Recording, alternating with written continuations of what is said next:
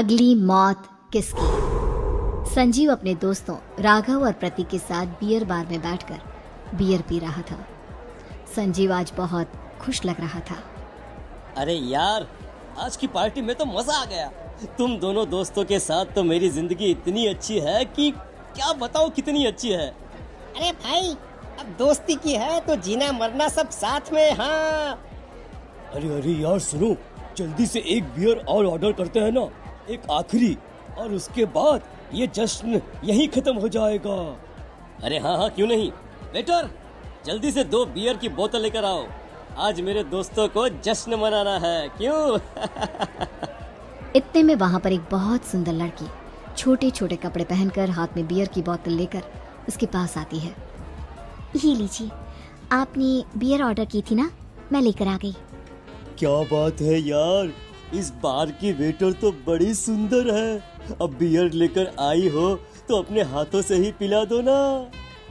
हाँ क्यों नहीं, जैसा आप बोलोगे मैं वैसा ही करूँगी। क्या बात है यार, अब तो लगता है रोज यहीं आना पड़ेगा। उसके बाद वो लड़की उन तीनों को बियर सर्व कर देती है। पार्टी करने के बाद वो तीनों अपने अपने घर जाते हैं। प्रतीक, संजीव और राघव को उनके घर छोड़कर जैसे ही अकेला अपनी कार में आकर बैठता है तो अचानक उसे एहसास होता है जैसे उसकी कार की पीछे वाली सीट पर कोई बैठा हुआ है। वो तुरंत पीछे मुड़कर देखता है। तुम यहाँ क्या कर रही हो, और तुम मेरी कार में कब आई? अरे तुम तो बार में वेटर थी ना। बस ऐसे ही मेरा दिल कर रहा था आपके साथ आपके घर चलने का, इसलिए मैं आपके साथ चली आई। अरे लेकिन तुम मेरी कार में आई कब? अभी कुछ देर पहले तो यहाँ पर मेरे दोस्त बैठे हुए थे। प्रतीक के इतना बोलते ही उस लड़के का चेहरा खतरनाक तरीके से बदल जाता है। उसकी आंखें पत्थर की तरह सफेद और पूरे शरीर पर नीली नीली नसें उभर आती है। गाड़ी चलाओ, पूरी स्पीड में चलाओ, और अगर तुमने गाड़ी रोकने की कोशिश भी की तो मुझसे बुरा कोई नहीं होगा। डर की वजह से प्रतीक के पसीने छूटने लगते हैं। उसका शरीर बुरी तरह से कांप रहा था। प्रतीक बिना कुछ सोचे समझे कार को फुल स्पीड से चलाना शुरू करता है। चलते चलते वो शहर से दूर एक पहाड़ी पर पहुंच जाता है और सामने अब सिर्फ पहाड़ी का किनारा दिख रहा है, जिसे देख प्रतीक घबराकर अचानक से कार को ब्रेक लगाता है। देखो देखो देखो देखो, मुझे छोड़ दो मुझे। अगर मैंने गाड़ी जरा सी भी आगे बढ़ाई तो हम दोनों नीचे गिरकर मर जाएंगे। ये तो तुम्हें पहले सोचना चाहिए था ना। अब कुछ नहीं हो सकता।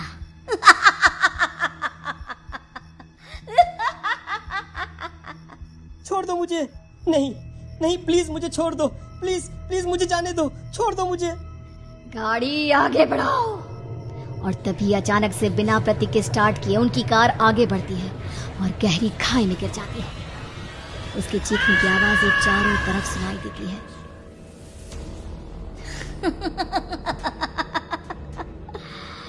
तुझे मारकर मेरे कलेजे में जल रही आग को थोड़ी शांति तो मिल गई, लेकिन अभी ये कहानी खत्म नहीं हुई।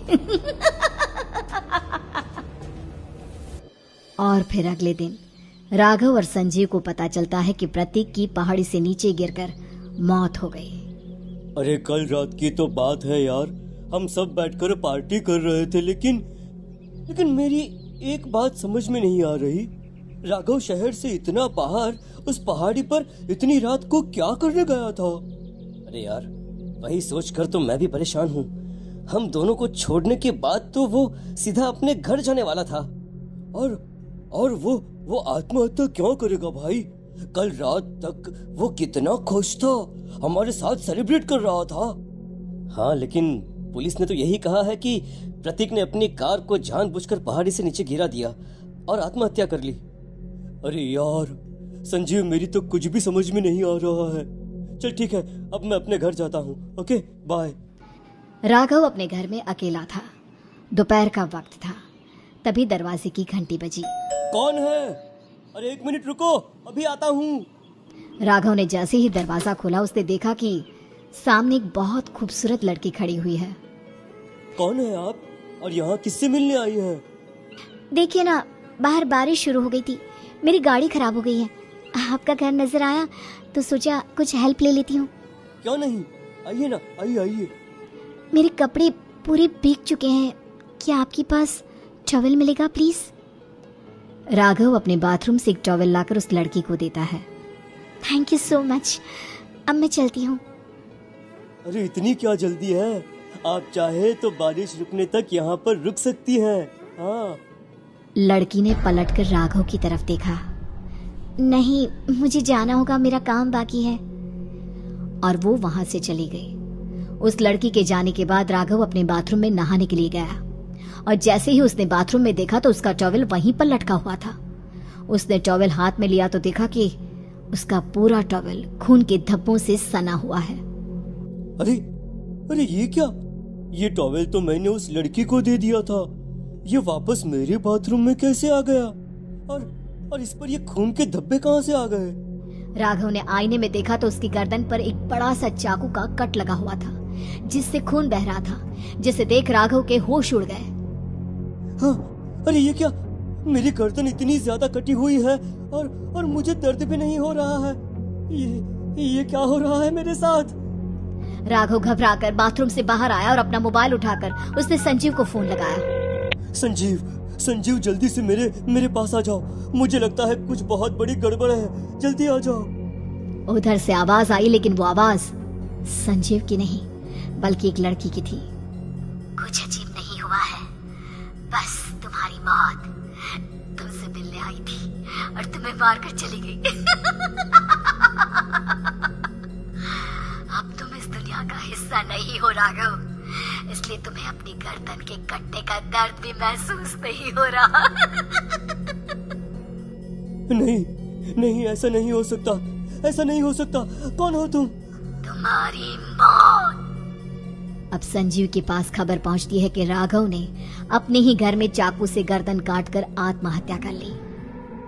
ये सुनने के बाद संजीव के होश उड़ गए। वो पसीने से तरबतर हो गया और एक अनजाना डर अब उसके दिल को सताने लगा। संजीव के साथ ही उसका एक छोटा भाई राजीव भी रहा करता था। अपने भाई को इस तरह परेशान देखकर राजीव उसके पास आया। अरे भैया, क्या हुआ भैया, आप इतने घबराए हुए क्यों लग रहे हैं? प्रतीक और राघव की मौत, मेरा मतलब मेरी कुछ समझ में नहीं आ रहा भाई। अचानक से मेरे दोनों दोस्तों ने आत्महत्या क्यों कर ली? अरे वो तो मेरी भी समझ में नहीं आ रहा है भैया। हाँ, हो सकता है कि कोई परेशानी होगी और इसीलिए उन्होंने ऐसा किया होगा। हाँ, लेकिन दोनों की जिंदगी में एक साथ परेशानी और दोनों का इतनी खतरनाक तरीके से आत्महत्या करना, कहीं ऐसा तो नहीं मैं भी मर जाऊंगा? अरे आप ऐसी बातें क्यों कर रहे हैं भैया? वैसे ही मैं इतना परेशान हूँ। जब से अंजलि ने मेरा साथ छोड़ा है तब से सब कुछ बहुत अजीब सा हो गया है। रोज रात को डरावने सपने आते हैं। ऐसा लगता है जैसे अंजलि बार बार मेरे सपनों में आकर मुझे डराने की कोशिश करती है। अंजलि का नाम सुनते ही संजीव की आंखें फट गई और उसके गले में आवाज अटक गई। उसके चेहरे पर घबराहट साफ नजर आ रही थी। कौन थी वो लड़की जिसने प्रतीक और राघव को आत्महत्या की आड़ में मौत के घाट उतार दिया? और कौन थी अंजलि जो बार बार राजीव के सपनों में आकर उसे डरा रही थी? अंजलि का नाम सुनकर संजीव इतना घबरा क्यों गया? इन सवालों के जवाब जानने के लिए देखिए इस खतरनाक कहानी का अगला भाग।